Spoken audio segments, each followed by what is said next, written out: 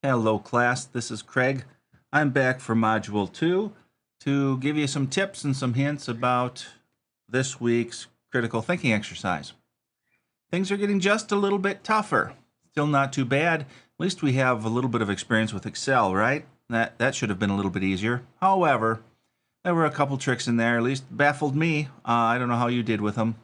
But let's take a look at this. The first thing we were asked to do is generate some statistics. In problem 1, they wanted at least mean and median. So I'm going to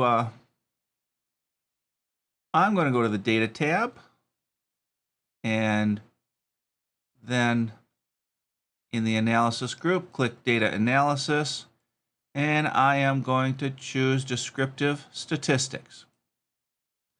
And Descriptive Statistics wants to know where our data is.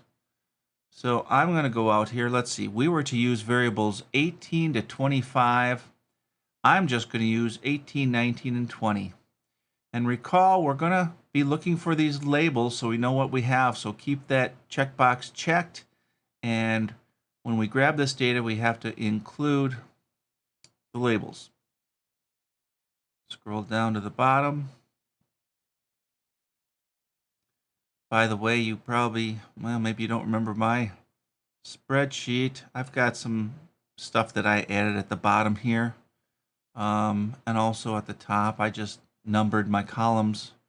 Made it much easier for me to keep things straight.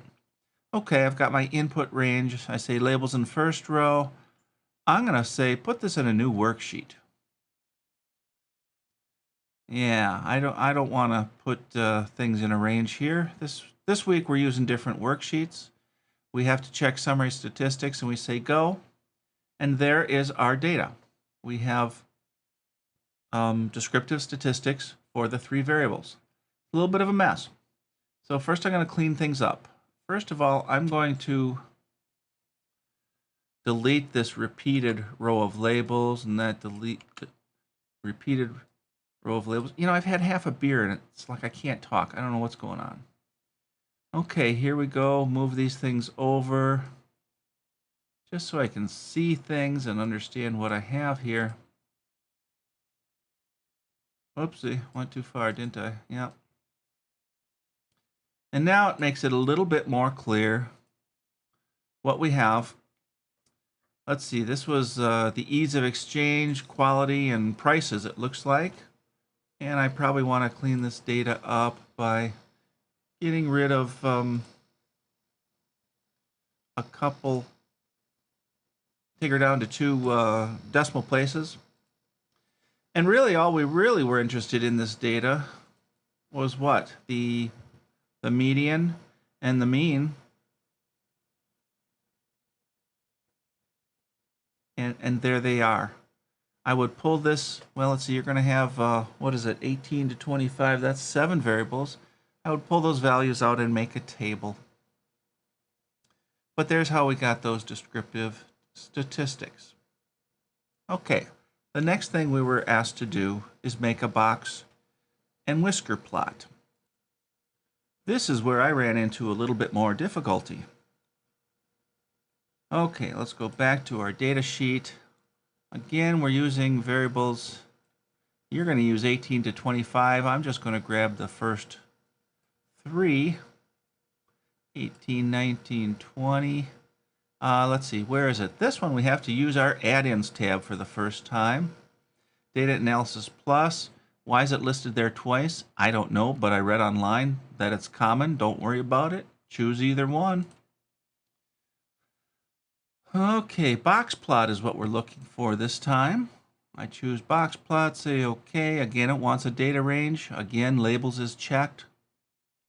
So I'm going to go out here and I'm going to choose 18, 19, 20. Oh, heck, let's do 4 of them. Scroll down to the bottom of the data set. And when you say OK, watch this lower corner and see what happens. It put a new tab in, and it's building those charts, and there they are. 3 nice little box plots, which is Excel's version of a box and whisker chart. There's my 4. I'm going to double click on this first column border so I can see all the information. And what do we have here? We have a box plot. This first one there in A2, it tells me that this was ease of exchange. So right away I might start cleaning this thing up a little bit. Ease of exchanges, yeah, whatever. Exchanges, you name it. And what else do we have here? Along the lower axis, these are the responses. And as I recall,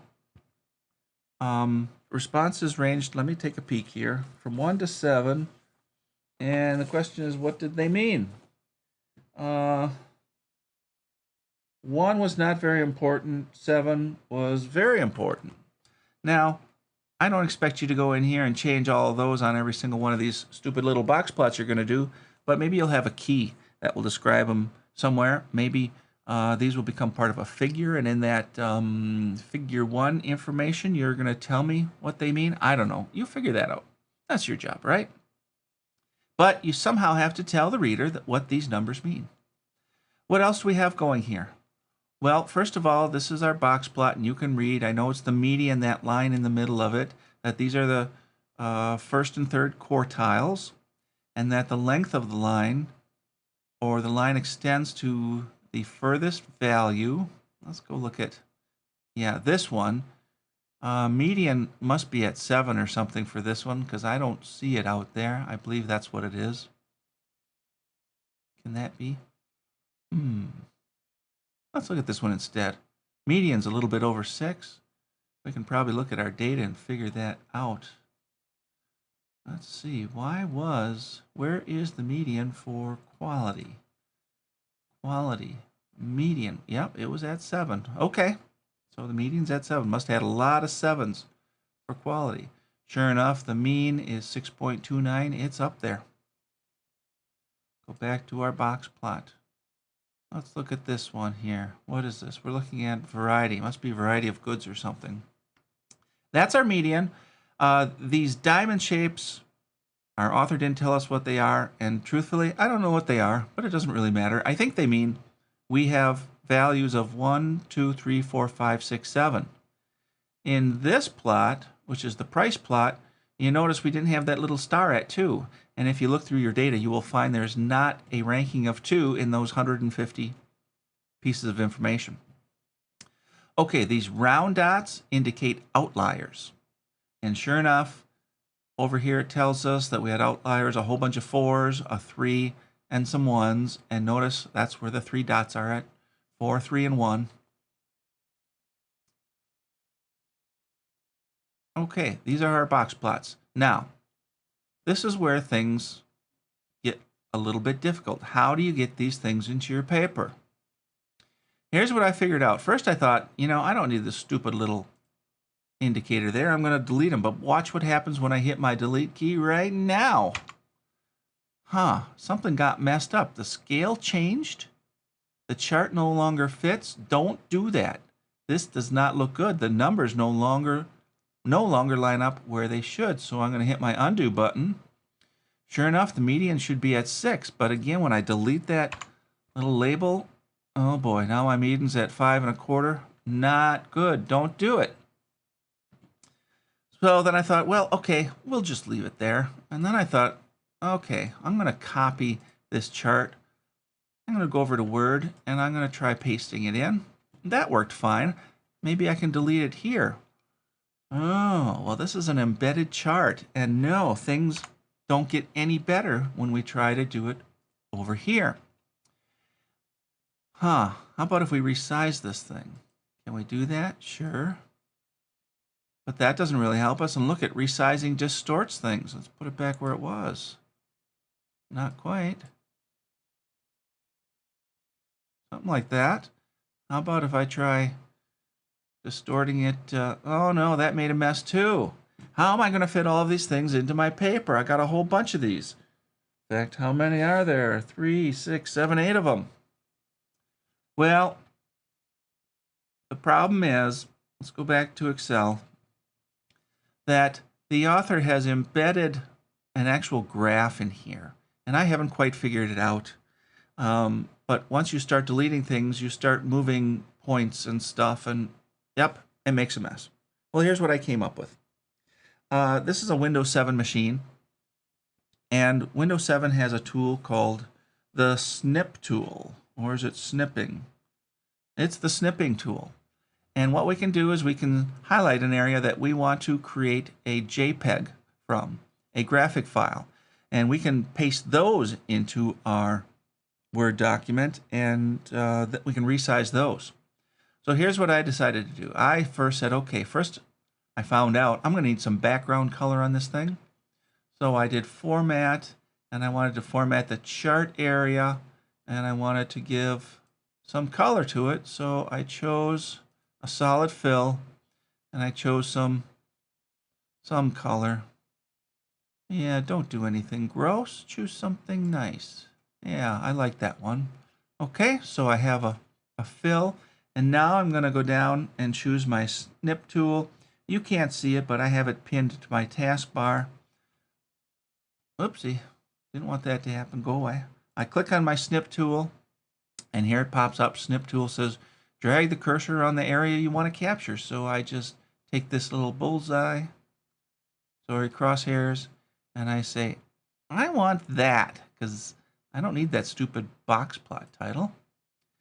And look at there, the snip tool window pops up, and he says, you now have this, and I'm going to save that as a JPEG. Let's see, which was this? Ease of exchanges. I already saved it once, so I will, let's see, drill into where I keep these things right there, and my two snips. Yep, that's my box plot of the ease of exchange. Save. Yep. Ooh, it's a ping. I didn't really want to save it as a ping, did I? No, because those are bigger files, so I'm going to choose JPEG. Ah, didn't save it like that before. It's okay.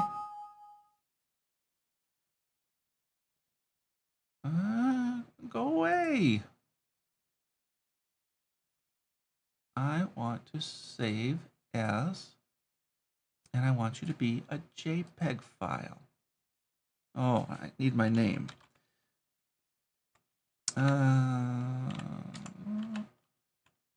Box, and this one was exchange. Okay, there we go. Now I'm going to go to my Word document, and let's see. I'm going to get rid of this one. This was the one we did earlier. And because I just snipped that object, it's still in the clipboard, and I can just paste. Apparently I can't. Oh, maybe I can.